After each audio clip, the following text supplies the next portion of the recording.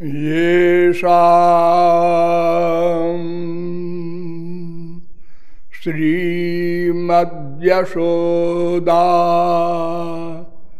सुतपदकमले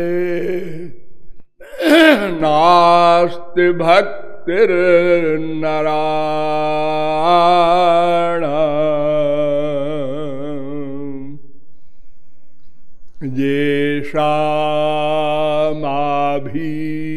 येषामाभीरकन्या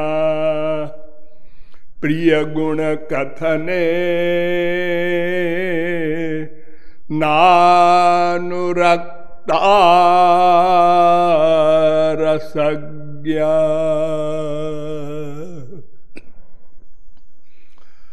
येषां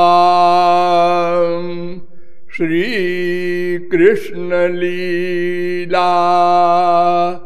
ललित रस कथा सादरौ नैव कर्णौ धिक्तान् धिक्तान् धिगेतान् कथयति सततम् कीर्तनस्थो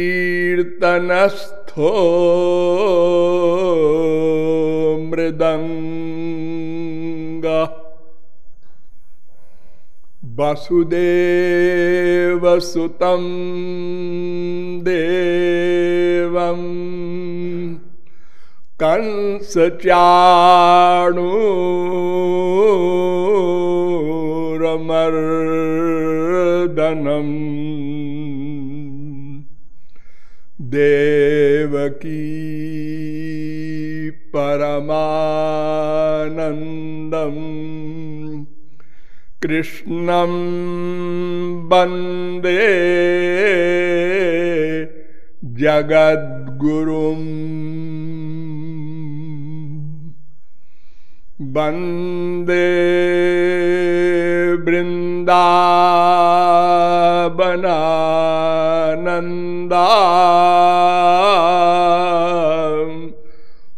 राधिका परमेश्वरी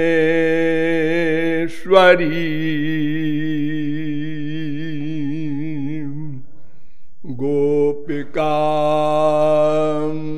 परमां शुद्धा लादिनी शक्तिरूपिणी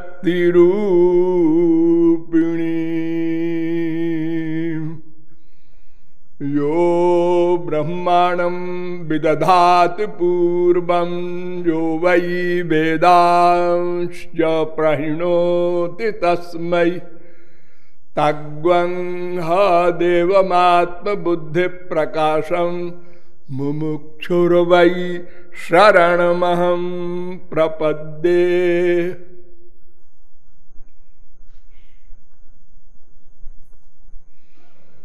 वृंदारक वृंद बंद आनंद कंद सच्चिदानंद श्री कृष्ण चंद्र चरणार बिंद मकरंद मिलिंद विद्वद वृंद। नियमानुसार थोड़ी देर हरिनाम संकीर्तन कर लीजिए, पश्चात गुरु तत्व पर कुछ प्रकाश डाला जाएगा। भजो गिरिधर गोविंद गोपाला।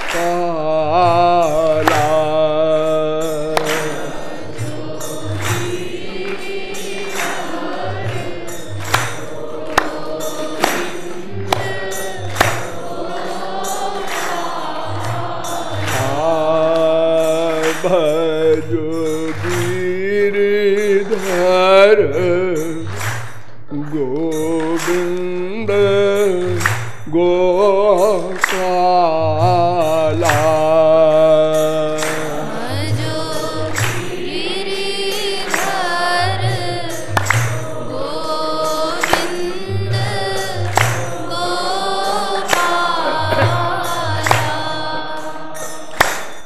भजो गिरिधर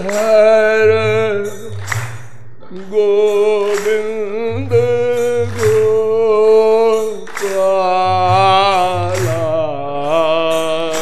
भजो गिरिधर गोविंद गोपाला। हरे भजो गिरिधर गोविंद गोपाला।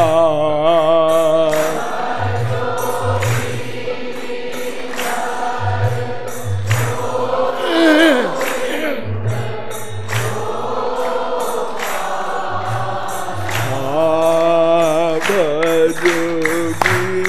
गिरिधर गोविंद गोपाला।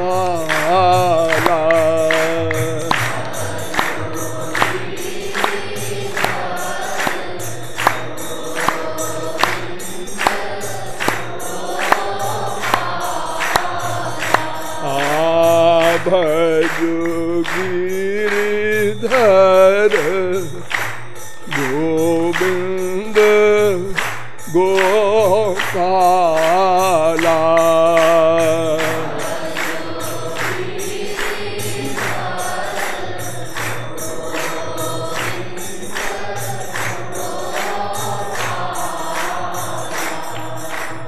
बोलिए लाडली लाल की।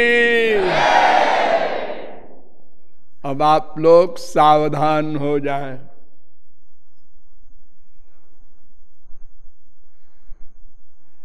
गुरु तत्व पर प्रकाश डालने की बात है।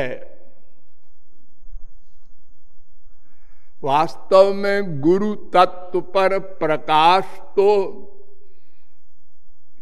गुरु तत्व ही डाल सकता है, जो सचमुच गुरु हो। एक गुरु शब्द का अर्थ होता है, वेदों ने अर्थ किया है इसका, गु शब्द स्वंधकार स्यात् रु शब्द स्तन निरोधका अंधकार निरोधित्वात् गुरुरित्यभिधीयते। ये द्वयोपनिषद में भी मंत्र है और अद्वयोपनिषद में भी ये मंत्र है।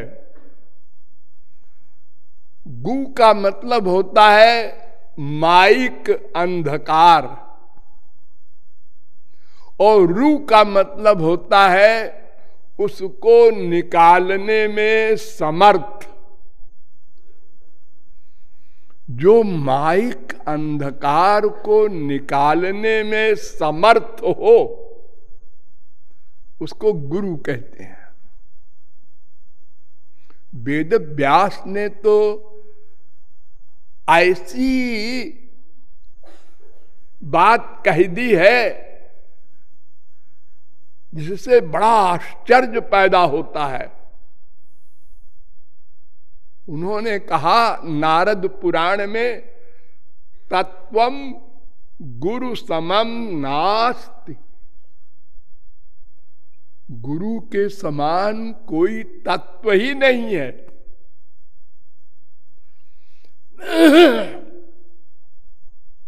और जबकि वेद कहता है कि तीन ही तत्व है, चौथा कोई तत्व ही नहीं है। एतज्ज्ञेयं नित्यमेवात्म संस्थम नातः परम वेदितव्यम हि किंचित भोक्ता भोग्यम प्रेरितारंच मत्वा सर्वं प्रोक्तम त्रिविधम ब्रह्म में तत्। श्वेताश्वतरोपनिषद पहले अध्याय का 12वां मंत्र। ये नारद परिव्राजकोपनिषद में भी ये मंत्र है, 9वें अध्याय का 11वां मंत्र। इसका अर्थ है कि तीन ही तत्व थे, हैं, रहेंगे। चौथा तत्व न कोई था न होगा। एक का नाम भोक्ता ब्रह्म, एक का नाम भोग्य ब्रह्म, एक का नाम प्रेरक ब्रह्म। त्रिविधम ब्रह्म, ये तीनों ब्रह्म के स्वरूप हैं, नित्य हैं, सनातन हैं। ये भोक्ता ब्रह्म क्या होता है? तो वेद ने ही परिभाषा की, आत्मानम रथिनम विद्धि शरीरम रथमेव तो बुद्धिम तु सारथिम विद्धि मन प्रग्रहमेव च इंद्रियाणि हयानाहुर विषयांस्तेषु गोचरान आत्मेन्द्रिय मनोयुक्तम भोक्तेत्याहुर मनीषिण। कठोपनिषद 1-3-3, 1-3-4। ये पैंगलोपनिषद में भी ये मंत्र है। क्या मतलब? भगवान ने हम लोगों को एक रथ दिया है। रथ, उसमें कुछ घोड़े हैं, घोड़ों के मुंह से एक लगाम है, रस्सी जो गवर्न करती है घोड़ों को, और रस्सी को गवर्न करने वाला एक ड्राइवर है, और एक रथ है और एक पैसेंजर है, बैठा है इसमें, यात्री। इतने का नाम भोक्ता ब्रह्म, यानी हम लोग। ये शरीर रथ है, इंद्रियां जो हैं 10, 5 ज्ञानेन्द्रिय, 5 कर्मेंद्रिय, ये घोड़े, और इनको गवर्न करने वाली रस्सी मन। जैसा मन कहेगा वैसा ही इंद्रियों को कर्म करना पड़ेगा। आप लोग कहते हैं ना, बेमनी से, माने मन नहीं चाह रहा है, फिर भी ऑर्डर है मन का, करो। और मन भी कोई चीज अगर नहीं चाहता तो उसको गवर्न करती है बुद्धि, यानी ड्राइवर। ड्राइवर ने रस्सी को, अब रस्सी घोड़े को कहेगी चल। ड्राइवर ने रस्सी को पकड़ा, रोका, घोड़े रुक जा, रुक गया। और यात्री है ये जीव, आत्मा।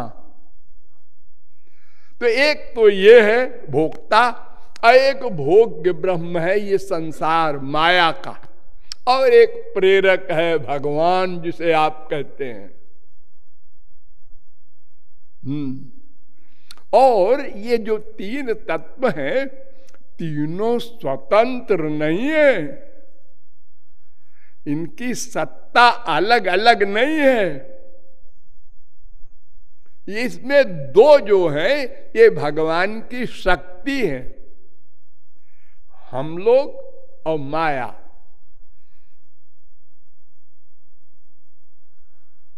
भूमिरापो नलो वायु खम मनो बुद्धिरेव च अहंकार इतीयम में भिन्ना प्रकृतिरस्तदा परेजम तस्वन्याम प्रकृतिम विद्धि में पराम जीवभूताम महाबाहो येदम धार्यते जगत। गीता 7:4, 7:5। अर्थात एक तो जीव भगवान की शक्ति है, ये परा माने उत्कृष्ट अच्छी शक्ति है, और एक माया शक्ति है, वो निकृष्ट शक्ति है। क्यों? वो जड़ है और जीव चेतन है। ये शरीर आपकी क्या है? माया। और आप क्या है? जीव। तो जीव ने इस शरीर को जीवन दे दिया है, इसलिए हाथ चल रहा है, आंख कान मुंह सब। और जीव निकल गया तो ये अपने असली रूप में आ गया, माया, जड़, सड़ गया शरीर। श्रीमती जी भी कहती है जल्दी निकालो, घर से बाहर करो।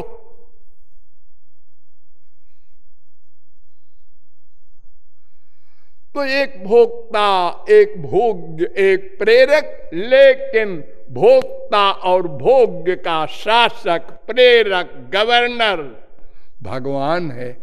इसलिए यह भी कहा जाता है वेदों में, तीन ऊन नहीं है, बस एक तत्व है भगवान।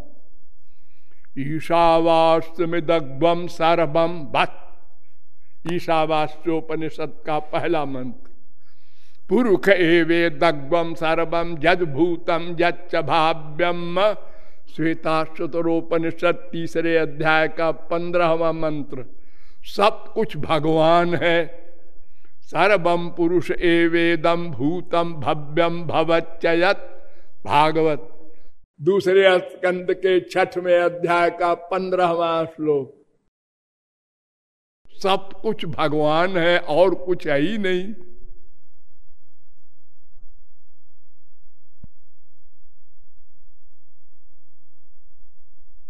तो एक क्यों कहा गया? इसलिए कि वो तो उनकी शक्ति है। तो शक्ति कोई शक्तिमान से भिन्न नहीं रह सकती, उसकी सत्ता ही नहीं रह सकती अगर शक्तिमान का मूड ऑफ हो जाए। अरे भाई देखो, ये तौलिया है, ये हिल रहा है, ये रवाब दिखा रहा है। एक लठिया हमने लिया और मारा किसी को, तो लठिया से वो मर गया, लेकिन लठिया को हाथ ने मारा था। अपने आप लठिया बिचारी क्या किसी को मारेगी? और हाथ को आत्मा ने गवर्न किया था, और आत्मा को परमात्मा गवर्न करता है। ये लिंक वहां तक है। परमात्मा ने आत्मा को गवर्न किया, जीव को, जीव ने माया को गवर्न किया, हाथ को, हाथ ने लठिया को गवर्न किया। तो ये जीव माया तो भगवान की शक्ति है। जैसे आग की शक्ति क्या? जलाना, प्रकाश करना, ये दो शक्ति आग में होती है, नेचुरल। हाँ, तो जलाना और प्रकाश करने को आग से कोई अलग कर देगा तो फिर आग किसको कहेंगे आप?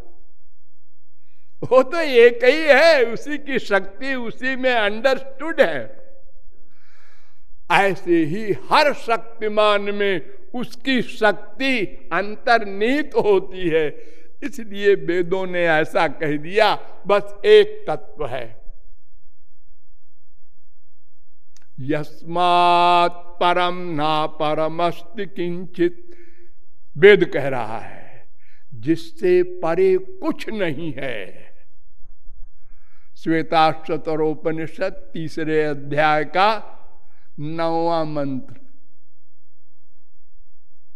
गीता में भगवान ने कहा, मत्तः परतरम किंचित नान्यदस्ति धनंजय। अर्जुन, मुझसे परे और कुछ नहीं है। 7वें अध्याय का 7वां श्लोक। तो जब भगवान के अतिरिक्त तो कुछ है ही नहीं, और अगर है तो जीव माया उनकी शक्ति, बस। तो ये गुरु जी कहां से टपक पड़े, जिनके लिए वेद व्यास कहते हैं ना तत्वम गुरु समम नास्ति। गुरु के समान कोई तत्व नहीं है। भगवान कुछ नहीं, वो नंबर 2 है भगवान। इसलिए गुरु तत्व पर विचार करना आवश्यक हो गया। चलो करते हैं।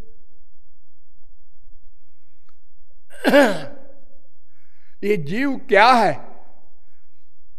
भगवान की शक्ति है, ये बताया ना। हाँ, लेकिन ये जीव दो प्रकार का होता है, एक स्वांश, एक विभिन्नांश। एक तो स्वांश होते हैं भगवान के, वो भगवान के समान होते हैं। ब्रह्मा, विष्णु, शंकर, नारद, वेदव्यास, सनकादिक, ये भगवान के अवतार सब। और एक विभिन्न अंश होते हैं, ये भी शक्तियां हैं भगवान की, वो भी दो प्रकार की होती हैं। एक नित्य माया मुक्त भगवान के परिकर हैं वो जीव, और एक अनादिकाल से मायाबद्ध हम लोग, ये भी विभिन्न अंश है। तो अनादिकाल से जो मायाबद्ध हैं,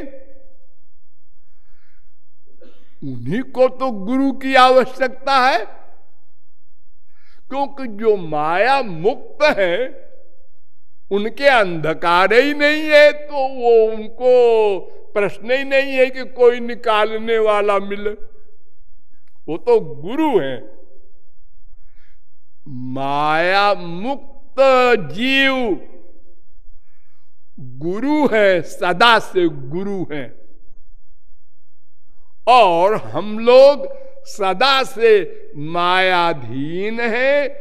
इसलिए गुरु तत्व के जानना, उसको पहचानना, उसके पास जाना, उससे अब फिर गुरु बन जाने वाली स्टेज में पहुंचना, ये सब काम हम लोगों को करना है। इसलिए वेद कहता है उत्तिष्ठत, अय मायाबद्ध। एक एक शब्द पर ध्यान दो। अय मायाबद्ध जीवो उत्तिष्ठ, उठो, जागृत, जागो, प्राप्त बरा निबोधत। गुरु के पास जाओ और उनसे ज्ञान प्राप्त करो। अपने आप खोपड़ी न लगाना, मैं अपने आप सब समझ लूंगा, माया को निकाल दूंगा, अज्ञान को। न दुर्लभो विषय त्यागो दुर्लभम तत्व दर्शनम, दुर्लभा सहजावस्था सदगुरु करुणाम बिना।